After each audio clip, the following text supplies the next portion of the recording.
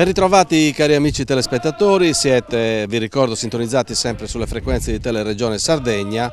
Siamo venuti a trovare un amico della Sardegna, una persona che ha dato moltissimo a questa nostra isola. Adesso andremo a scoprire chi è, però intanto vi descrivo il posto dove ci troviamo. Dietro alle nostre spalle ci sono i resti di un nuraghe antichissimo, una location bellissima. Alla nostra destra si può ammirare tutta la pianura che degrada verso Bosa, siamo in Planargia chiaramente, verso Bosa, e quindi possiamo vedere il mare, Capomarraggio fino alla penisola del Sinis, una vista mozzafiato, e siamo in compagnia del colonnello Luciano Secchi, conosciutissimo perché Luciano Secchi è l'autore dell'inno Dimonios. Parlare di Dimonios significa parlare di Sardegna significa associare le bellezze della nostra isola a un reparto dell'esercito prestigioso che tanto ha dato per la conquista della libertà di questa nostra nazione che è l'Italia. Parliamo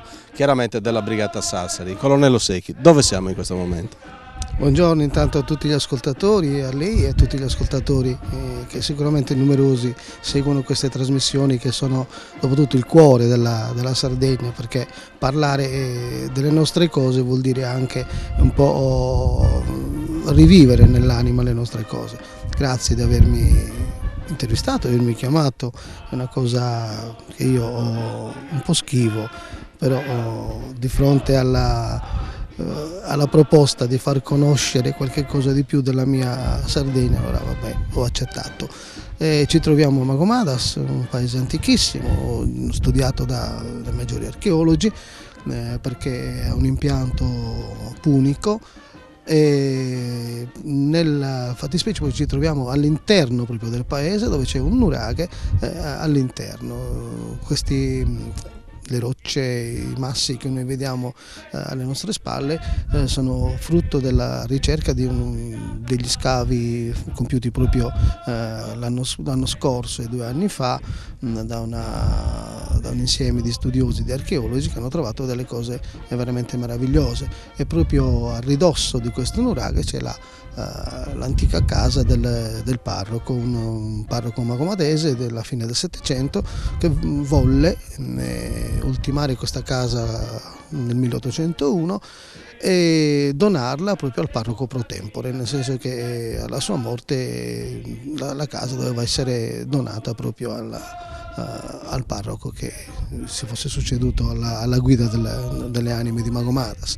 È una casa tipica, nel primo impianto tipica planargese, perché anche architettonicamente la Planargia si distingue dalle altre zone della Sardegna per un impianto del tetto completamente diverso da tutte le altre parti della Sardegna. Qual è questa caratteristica? Questa caratteristica è di avere il doppio tetto con un canale al centro e con i mensoloni in calcare all'esterno di tutta la facciata. Si chiamano, noi nel nostro dialetto lo chiamiamo abbettare a bammeso, cioè vuol dire che l'acqua piovana non viene smaltita sull'unico tetto ma su 2 tetti adiacenti. Chiaramente sembrerebbe una cosa di poco conto questo fatto Abba in Mesu, invece non è proprio così, perché chiaramente chi costruiva anticamente teneva bene a mente tutti i principi non solo della costruzione, dell'architettura in generale, ma anche delle dinamiche della caduta dell'acqua, e questo serviva chiaramente a preservare la struttura anche nel tempo. Ma Magomadas, questo splendido paese che domina veramente una valle di una bellezza incredibile, colonnello Secchi, quanti abitanti fa questo paese? Ma all'ultimo censimento eravamo intorno ai 690 abitanti, 680-690 abitanti, considerando anche un enclave, un'area particolare che è completamente attaccata al paese di Tresnuragas, al paese vicino, però come territorio è Magomadas.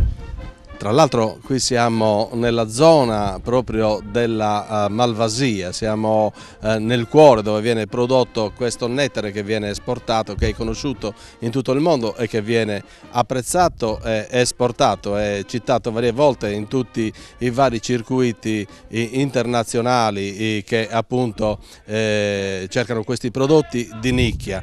Ma il colonnello Secchi, oltre ad essere uno studioso del suo luogo di origine, cioè di Magomadas, è conosciuto per un altro aspetto, perché veramente ha dato qualche cosa di estremamente importante alla Sardegna. Questo inno che ormai è entrato, si può definire inno, che è entrato nella memoria collettiva di tutti i sardi, che si sente dappertutto, si sente nelle suonerie dei telefoni, si sente nelle radio, si sente addirittura, qualcuno lo ha adattato anche alla musica da discoteca. Colonnello Secchi, lei è l'autore di Demonios, però ormai ha liberato una tigre che non è più in grado di cavalcare, è così? Sì, è proprio così. Io ho pensato da subito, quando ho inventato questa cosa qui, parole e musica, che fosse quasi destinata solo all'ambito delle caserme, delle quattro mura nostre, delle nostre caserme. Invece è il successo, se vogliamo chiamare questo successo, oppure la conoscenza, è una verità incontrovertibile. Va bene, allora chiamiamolo così, il successo di questo canto, di questo inno, l'hanno decretato i soldati stessi, perché non c'è stato bisogno di veicolarlo tramite televisioni, radio, niente. Diciamo che questo inno è stato veicolato e voluto dai soldati. Già all'inizio del secolo qualche altro musicista aveva tentato di comporre, di fare delle cose e di dedicarlo poi ai soldati, ma il soldato è un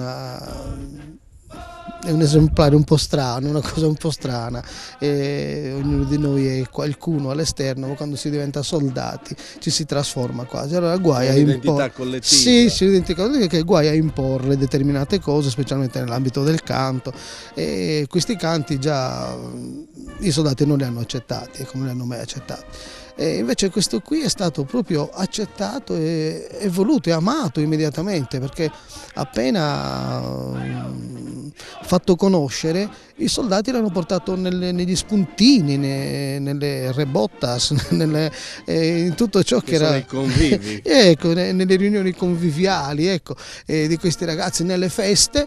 E da lì poi è partito e praticamente il successo è stato decretato, io lo amo per quello, perché è stato decretato dalla gente, non da una cosa imposta. Ecco.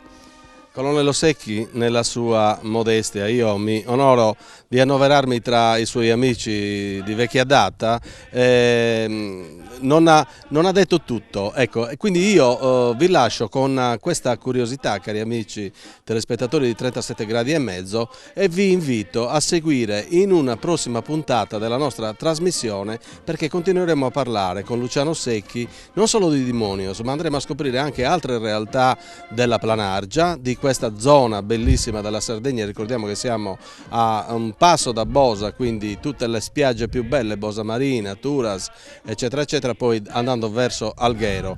Quindi continuate a seguirci, perché andremo a scoprire delle altre cose veramente molto interessanti. Arrivederci.